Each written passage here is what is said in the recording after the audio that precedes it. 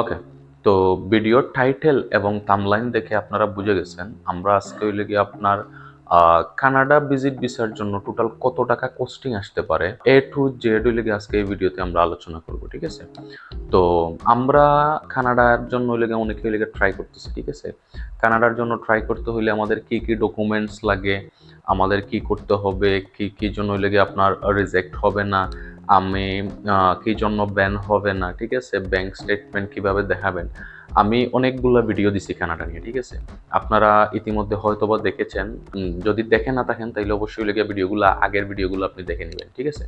তো আপনাদের একটা ধ্যান ধারণা হয়ে যাবে যদি আপনারা কানাডার ভিজিট ভিসার জন্য উঠতে চান তাইলে আপনার কি কি ডকুমেন্টস আপনার কানাডার পোর্টালে আপনি প্রোভাইড করতে হবে, কি কি ডকুমেন্টস আপনার অ্যাড করতে হবে, কি কি অ্যাডিশনাল ইনফরমেশনে অ্যাড করতে হবে, টোটাল ওই লগে একটা ডিপ ডিটেলস আপনি একটা দেন ধারণা পেয়ে যাবেন কানাডা ভিজিট ভিসার জন্য, ঠিক আছে? তো এখন হইলো আমরা কানাডার জন্য উঠবো, ঠিক আছে? এখন কানাডার জন্য উঠতে হলে আমাদের ওই মানে ভিজিট ভিসার জন্য যদি আমরা ট্রাই করতে চাই তাইলে আমাদের টোটাল কত টাকা কস্টিং আসতে পারে, ঠিক আছে?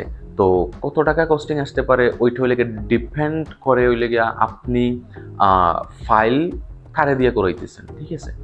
তো আমরা অনেকেই দেখা যায় হইলে আমরা ফাইল নিজে নিজে হইলে গিয়ে আমরা সাবমিট করতে পারি। অনেকে আবার দেখা যায় হইলে গিয়ে আমরা কোনো এজেন্সির মাধ্যমে হইলে গিয়ে ফাইলগুলো সাবমিট করাই, বা কোনো এজেন্সিকে ধরে হইলে গিয়ে আমরা কানাডার জন্য ফাইল প্রসেস করি, মানে ভিজিট ভিসার জন্য যে কোনো দেশের জন্যই, মানে ভিজিট ভিসা রিলেটেড অনেকে হইলে গিয়ে ফাইল রেডি করতে পারে, অনেকে হইলে গিয়ে পারে না। তা যারা পারে তাদের জন্য হইলে গিয়ে টোটাল কত টাকা কস্টিং আসতে পারে? তো যারা পারে কানাডা ভিজিট ভিসার জন্য, যারা ফাইল রেডি করতে পারে, এখানে আলাদা কোনো কোস্টিং নেই, ঠিক আছে? শুধু এমবেসি ফিটা হইলে গিয়ে আপনি দিবেন। এমবেসি ফি হইলে গিয়ে $185 কানাডিয়ান ডলার। এখানে হইলে গিয়ে আপনার এই যত টাকা আসে বাংলাদেশি টাকা এভারেজ 16-17 হাজার টাকা সামথিং হইলে গিয়ে একটা একটা কোস্টিং আসে, ঠিক আছে? তো এই হইলে গিয়ে আপনার টোটাল কস্ট। আর ভিসা পরে যে মনে করেন এখন যদি মানে যারা এজেন্সির মাধ্যমে কাজ করে অনেকে হইলে অনেক ধরনের কন্ডিশন দেয়, মানে এজেন্সিগুলো যেমন ভিসা আমাদের ফাইলের জন্য এত টাকা দিতে হবে, ঠিক আছে? মানে প্রসেসিং এর জন্য এত টাকা দিতে হবে, ভিসা হওয়ার পরে এত টাকা দিতে হবে, এরপরে আপনি এয়ার টিকেট করেন, এরপরে আপনি টাকা সাথে নিয়ে যান। এই এই এই হিসাবে গেলে আপনি এভারেজ হইলে গিয়ে দেখবেন হইলে গিয়ে আপনার একটা মানে 10-12 লাখ 13 লাখ টাকার মধ্যে হইলে গিয়ে চলে যাইতেছে, ঠিক আছে? কোজ হইলে গিয়ে মনে করেন আপনি মিনিমাম হইলে গিয়া আপনার একজন বললো আপনি আমার ভিসা হওয়ার পরে 5 লক্ষ টাকা দিবেন, ঠিক আছে?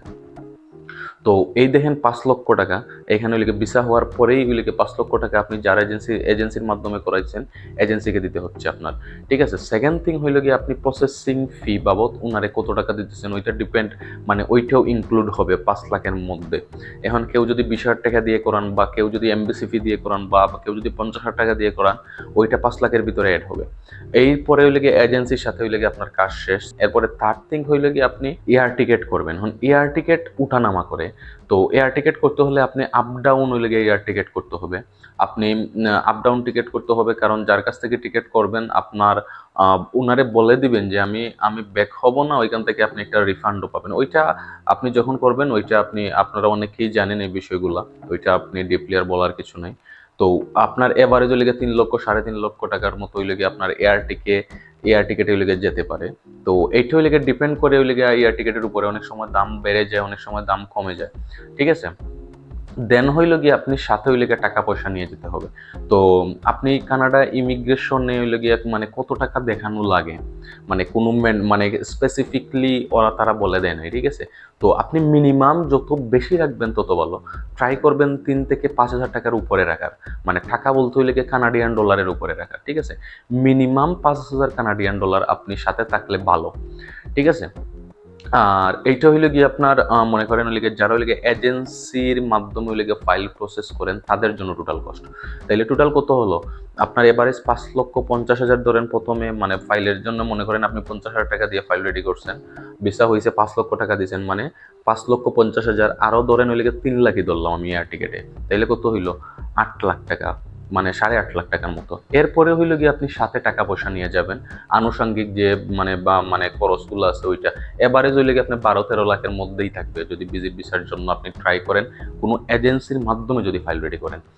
আর আপনারা যারা ওই লেগে নিজে নিজে ফাইল প্রসেসিং করতে চাচ্ছেন, তাদের জন্য ওই লেগে আপনার এখানে টোটাল কোনো কস্টিংই নেই, শুধু এমবিসি ফি 16,700 টাকা, মনে করেন 17,000 টাকা সামথিং। আর এরপরে এয়ার টিকিট করবেন আরো 3 লক্ষ ধরেন। এই 3 লক্ষ টাকা আর সাথে পাশা মানে এবারে 7-8 লাখ 8 লাখ টাকার ভিতরে হয়ে যাবে সবকিছু যদি নিজে নিজে ফাইল রেডি করেন। এ হইলে কি টোটাল বিষয় আসে আর কি। তারপরেও যদি কানাডা রিলেটেড যদি কোনো ধরনের কোনো কোয়েকশন থাকে, ভিজিট ভিসা রিলেটেড যদি কোনো ধরনের কোনো কোয়েকশন থাকে, অবশ্যই আমার কমেন্ট বক্সগুলো আছে, আমার কমেন্ট বক্সে কমেন্ট করতে পারেন। আর আমার হোয়াটসঅ্যাপ নাম্বারও দেওয়া থাকবে আমার ডিসক্রিপশনে কোনো এক জায়গায়, অথবা পিন করে দিব আমি কমেন্টে।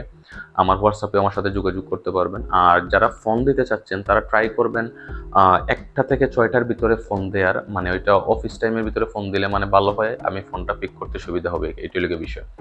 তো আজকে এতটুকুই, থ্যাংক ইউ।